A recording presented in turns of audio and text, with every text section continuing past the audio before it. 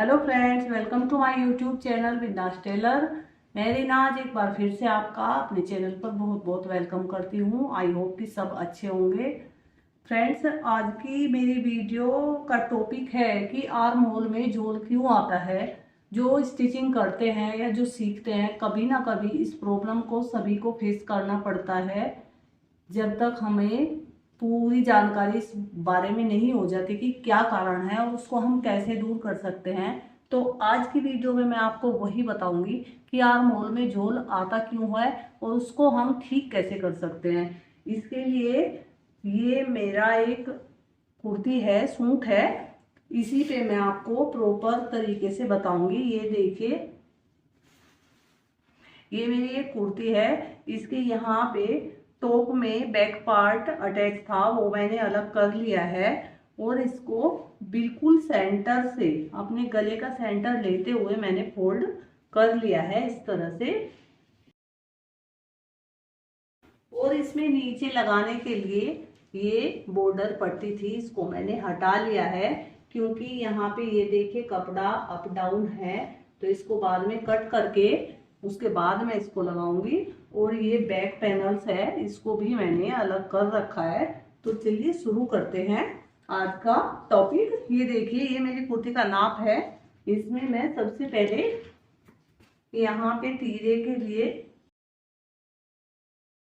ये निशान लगाऊंगी। यहाँ से मुझे इसके शोल्डर लेने हैं। सबसे पहले हम अपने गले को देखेंगे कि ये कितना डीप है। ये देखिए, यहाँ से ये 7.25 है और ये ठीक है बिल्कुल। बनने के बाद इसकी जो गहराई है वो जो मेरे कस्टमर को चाहिए उतनी ही आएगी। ये देखिए, इसमें जो मेरा तीरा है वो 13 इंच है। 13 का हाफ जब हम करेंगे तो 6.5 इंच आएगा इस तरह से। यहाँ भी 6.5 इंच पे निशान लगाएंगे।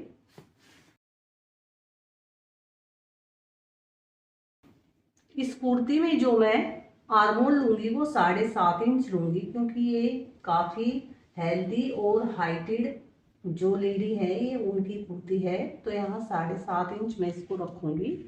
इस तरह से इस लाइन को सीधा करेंगे। ऊपर से शोल्डर लाइन से 14.5 इंच पे कमर का निशान आएगा, वेस्ट लाइन, और 22 इंच पे हिप लाइन। इन निशानों को इस तरह से सीधा कर देंगे।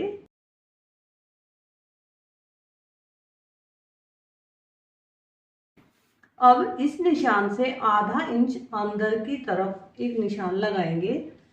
इस निशान पर हम अपने फ्रंट आर्म होल की शेप लगाएंगे और इस निशान पर बैक आर्म होल की। तो सबसे पहले आते हैं अपने टॉपिक पर कि आर्म होल में झोल क्यों आता है। ये देखिए फ्रेंड्स, ये हमारी जो है आर्म होल लाइन है और इसी पर हम चेस्ट का निशान लगाएंगे। लेकिन हमारी जो फुल ब्रेस्ट होती है वो यहाँ से शोल्डर लाइन से किसी की 10.5 इंच पे आती है जो ज्यादा हाइटेड है, किसी किसी की 11 इंच पे भी आती है और किसी की 10 इंच पर आती है। तो मेरे इस कुर्ती के मेजरमेंट में मेरी जो फुल ब्रेस्ट पॉइंट का जो मार्क है वो 10.5 इंच पे है। तो आधा इंच कंधे में दबेगा तो मैं 11 इंच पे एक निशान लगाऊंगी और इस लाइन को फ्रेंड्स, जब भी हम किसी का बॉडी से मेजरमेंट लेते हैं तो ब्रेस्ट पॉइंट पर राउंडली इंची टेप को रखते हुए हम अपनी फुल ब्रेस्ट का नाप लेते हैं जितना भी आता है किसी का। लेकिन जब हम निशान लगाते हैं तो उस चीज को थोड़ा इग्नोर कर देते हैं और अपनी जो फुल ब्रेस्ट का जो निशान होता है उसको हम यहाँ से मार्क करके इस तरह से लगा देते हैं और यहाँ पे हमारी कमर का निशान आ जाता है। ये देखिए, ये मैं ऐसे ही आपको लगा के बता रही हूँ। तो जब हम यहाँ से लेके और यहाँ तक इस लाइन को इस तरह से सीधा करेंगे तो यहाँ तो हमारा फुल ब्रेस्ट का नाप आएगा, लेकिन यहाँ आते हुए इस तरह से जब हम टेढ़ा इसको रखेंगे, लाइन ड्रॉ करेंगे, तो यहाँ पे फुल ब्रेस्ट पॉइंट पर वो नाप कम हो जाएगा। कम होने की वजह से यहाँ ब्रेस्ट, फुल ब्रेस्ट जहाँ पे होती है वहाँ हमारी कुर्ती टाइट हो जाएगी, और यहाँ जहाँ हमारी अपर ब्रेस्ट होती है यहाँ पे वो लूज हो जाएगी, और इसी की वजह से हमारे आर्म होल में झोल आएगा। क्योंकि जो अपर ब्रेस्ट होती है वो फुल ब्रेस्ट से कम ही होती है, किसी की 2 इंच कम होती है, किसी की 1 इंच कम होती है, और किसी की 3 इंच कम भी होती है। तो इसलिए आप जब भी किसी का नाप ले तो फुल ब्रेस्ट यहाँ और अपर ब्रेस्ट ये दोनों अलग चीजें हैं, और इनका मार्किंग में भी हमको ध्यान रखना होता है। तो अपने केस में जो मेरी कुर्ती का नाप है उसमें मैं आपको बताती हूँ, मेरी जो फुल ब्रेस्ट का नाप है वो 21 इंच है। 21 का जब हम हाफ करेंगे तो 10.5 आएगा, और 10.5 मैं अपना इस लाइन पे मार्क करूंगी, ये देखिए यहाँ पे। और जो मेरी अपर ब्रेस्ट है वो 20 इंच है, तो इसका जब मैं हाफ करूंगी तो 10 इंच आएगा, और 10 इंच मैं यहाँ पे मार्क करूंगी। कमर 20 इंच है, तो इसको भी मैं 10 इंच पे इस तरह से मार्क करूंगी। और हिप मेरा 23 यानी कि 23 इंच है, तो मैं 11.5 इंच पे इसका निशान लगाऊंगी इस तरह से। अब इन निशानों को स्केल की हेल्प से इस तरह से मैच कर दूंगी। आप देख सकते हो ये जो मेरा निशान है इसको भी मुझे इस निशान से मैच करना है, बहुत हल्का सा राउंड देते हुए।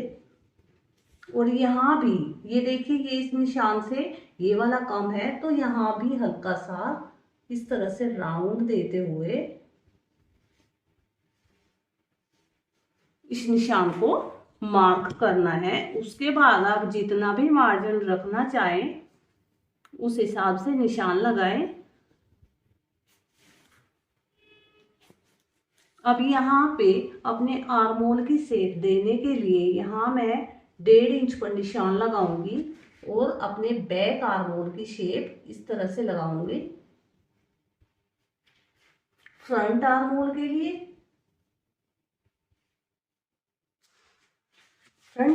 के लिए मैं यहां से इस तरह से शेप लगाऊंगी। तो आर्म होल में झोल आने का एक कारण तो मैंने आपको बता दिया है कि हम फुल ब्रेस्ट और अपर ब्रेस्ट का मार्किंग में ध्यान नहीं रखते हैं, और अपनी अपर ब्रेस्ट पर ही फुल ब्रेस्ट की मार्किंग करके कटिंग कर लेते हैं। अब दूसरा जो कारण है वो होता है, ये देखिए, ये मेरी बैक आर्म होल के लिए मैंने निशान लगाया हुआ है ये वाला, लेकिन जब हम फ्रंट आर्म होल के लिए निशान लगाते हैं तो उससे हमें थोड़ा अंदर की तरफ एक निशान लगा के उस पे अपने फ्रंट आर्म होल की शेप को ड्रॉ करना होता है। अगर हम इस तरह से नहीं करते हैं तो यहाँ भी फैब्रिक ज्यादा होने से आर्म होल में झोल आने की शिकायत आती है।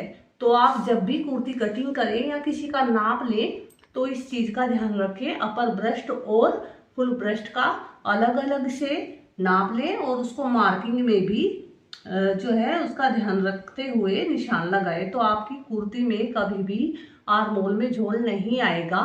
तो फ्रेंड्स, आज का बस मेरा यही था टॉपिक आपको बताने का कि हम कैसे इस प्रॉब्लम का सलूशन कर सकते हैं। आई होप आपको वीडियो अच्छी लगी होगी।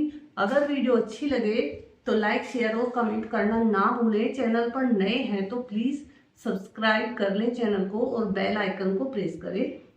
वीडियो देखने के लिए धन्यवाद।